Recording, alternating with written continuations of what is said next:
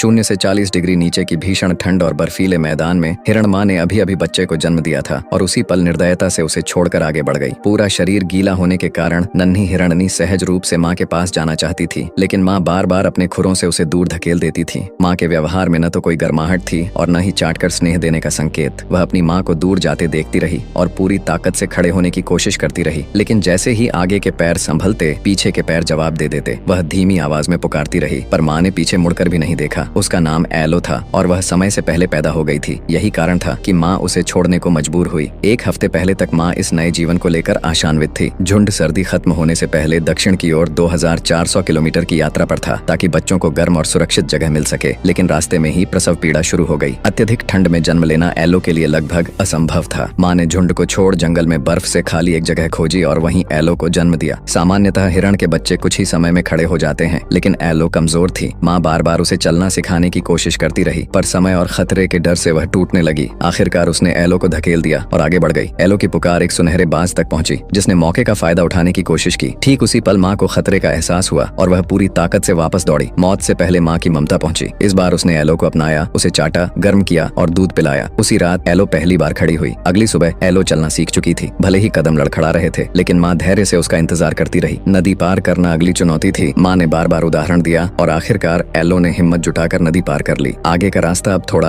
आसान हो गया था।